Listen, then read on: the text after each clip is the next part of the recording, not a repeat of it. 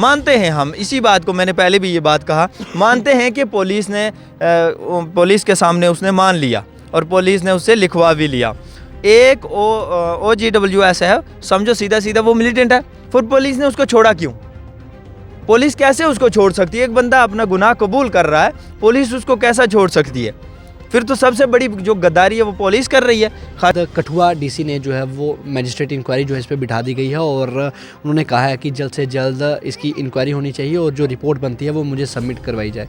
तो क्या देखते हैं अब आपकी क्या डिमांड जो है वो रहने वाली है? देखिए, हम सबसे पहले महबूबा मुफ्ती जी का, उमर साहब का, फ़ारूक अब्दुल्ला साहब का, रविंदर राणा जी का सबसे ज़्यादा मशकूर हैं कि उन्होंने अपने ट्विटर हैंडल से या फेसबुक पेज से सब उन परिवार के साथ जो भी है शोक भी व्यक्त किया है, हम उनका शुक्रिया अदा करते हैं। उसके बाद जो एक कमेटी बनाई गई है कि ये पुलिस के ही लोग वही मुल्ज़म और वही जज बना दिए गए, हमें यहाँ तक लगता है कि वो कई हद तक हमें लगता है कि वो सच्चाई जो है वो सामने नहीं आएगी। बाबा, अगर उसने अपना जुर्म कबूल कर दिया कि एक बंदा कह रहा है कि मैं गुनहगार हूँ, मैं OGWS हूँ, तो फिर पुलिस वाले छोड़ क्यों रहे हैं?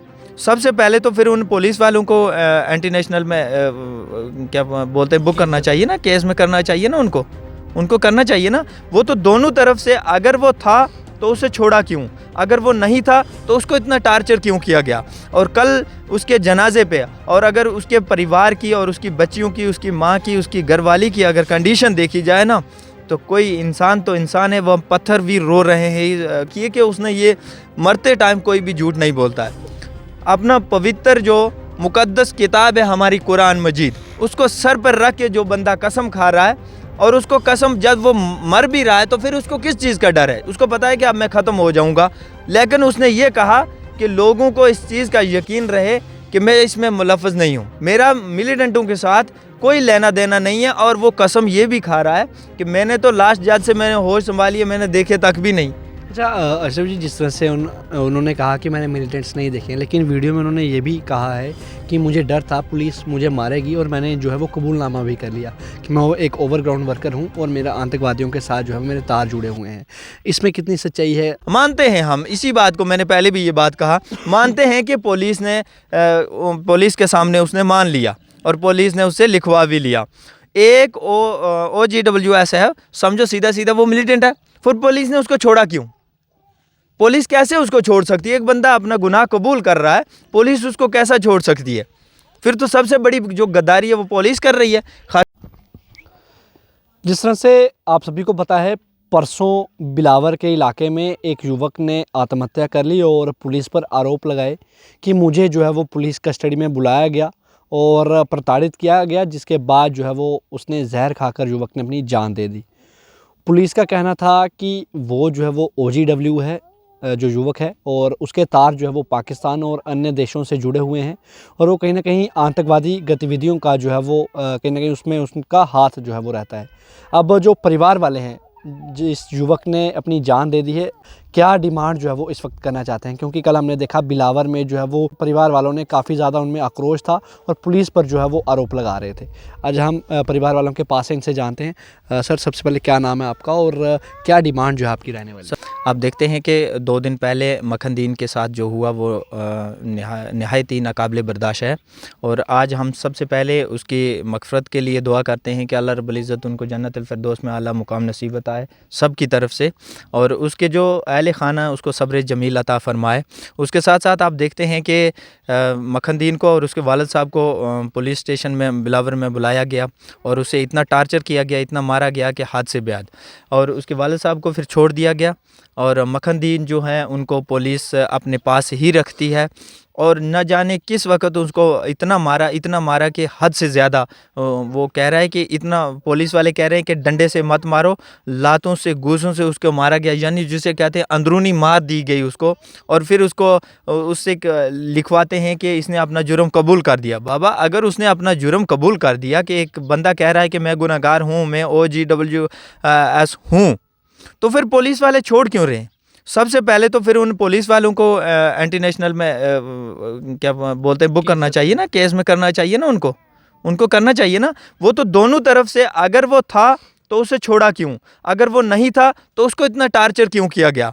और कल उसके जनाजे पे और अगर उसके परिवार की और उसकी बच्चियों की, उसकी माँ की, उसकी घरवाली की अगर कंडीशन देखी जाए ना, तो कोई इंसान तो इंसान है, वह पत्थर भी रो रहे हैं कि अभी वहाँ का हालात क्या रहा है। और कल का जो बिलावर का उसका जनाजे की जो है, मुझे नहीं लगता कि ऐसे लग रहा था कि पता नहीं यहाँ कितने मिलिटेंट आके छुपे हुए हैं। तमाम इंटरनेट न जो है वो मुअत्तल कर दिया गया था, लोगों को जनाजे तक नहीं पहुंचना गया। और पुलिस अफसर एक ही वो हमने देखा बयानबाजी आती है कि नहीं जी वहाँ तो ऐसा कुछ नहीं है। अगर कल ऐसा कुछ नहीं था तो हम ये फिर कैसे यकीन कर लें कि जो जांच के लिए कमेटी बनाई है वो सच कहेगी। अच्छा अशरफ जी, जिस तरह से ओवरग्राउंड वर्कर था, उसके चाचा जो हैं वो पाकिस्तान में हैं, स्वरू गुज्जर जिनका नाम है, और आतंकवादी गतिविधियों में वो शामिल हैं। बदनोता में जो हमला हुआ था, ये खुद मखनदीन ने कबूल किया है कि उसमें जो है वो मेरा हाथ था। तो परिवार वाले कह रहे हैं कि उसको जो है वो मारा गया है और ज़बरन कबूलनामा जो है उसका करवाया गया है। क्या कोई बॉडी पे निशान वगैरह थे मखनदीन? देखिए, सबसे पहली बात कि उसके रिलेटिव पाकिस्तान में है, ये कोई नई बात नहीं है, या कि ये सिर्फ कोई मुस्लिम कम्युनिटी की बात ही नहीं है। अगर हिंदुस्तान की जितने भी लोग हैं, चाहे वो हिंदू हो, मुस्लिम हो, सिख हो, अभी 1947 में तो देश का बंटवारा हुआ है। कोई 200 साल या 300 साल पुरानी बात तो है नहीं है कि हमारा वहाँ कोई नहीं होगा या वहाँ का यहाँ कोई नहीं होगा। हो सकता है आपके रिलेटिव में भी कोई वहाँ पे हो, आईजी साहब, डीआईजी, एसएसपी साहब के रिलेटिव में भी वहाँ पे कोई हो। हमारे हज़ारों सिख भाई हैं जिनके रिलेटिव में वहाँ हैं, वहाँ के लोग यहाँ पे हैं। ये कोई 300 या 200 साल पहले की बात तो है नहीं है। मुगलों के ज़माने में बंटवारा हुआ था कि वहाँ के लोग वहाँ भूल गए, यहाँ के लोग अभी हमारे जिन लोगों ने 1947 की लड़ाई लड़ी है वो तो अभी बिल्कुल यंग है, वो तो अभी चल फिर रहे हैं। ये तो नई बात है ना। होगा बंटवारा, हम दोनों एक पूरे हिंदुस्तान का हुआ, एक हिंदुस्तान पूरा मुल्क था। जब पाकिस्तान का बंटवारा हुआ तो ये तो भाई कहा जाता होंगे, हम इस बात में नहीं करेंगे कि लेकिन उस बंदे की लास्ट में वीडियो देखिए कि उसने ये मरते टाइम कोई भी झूठ नहीं बोलता है। अपना पवित्र जो मुकद्दस किताब है हमारी कुरान मजीद, उसको सर पर रख के जो बंदा कसम खा रहा है, और उसको कसम जब वो मर भी रहा है तो फिर उसको किस चीज़ का डर है? उसको पता है कि अब मैं ख़त्म हो जाऊंगा, लेकिन उसने ये कहा कि लोगों को इस चीज़ का यकीन रहे कि मैं इसमें मुलव्वज़ नहीं हूँ, मेरा मिलिटेंटों के साथ कोई लेना देना नहीं है। और वो कसम ये भी खा रहा है कि मैंने तो लास्ट जज से मैंने होश संभाली है, मैंने देखे तक भी नहीं।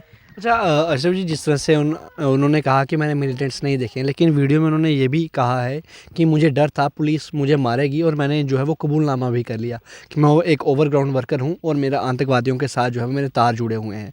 इसमें कितनी सच्चाई है? मानते हैं हम इसी बात को, मैंने पहले भी ये बात कहा, मानते हैं कि पुलिस के सामने उसने मान लिया और पुलिस ने उससे लिखवा भी लिया।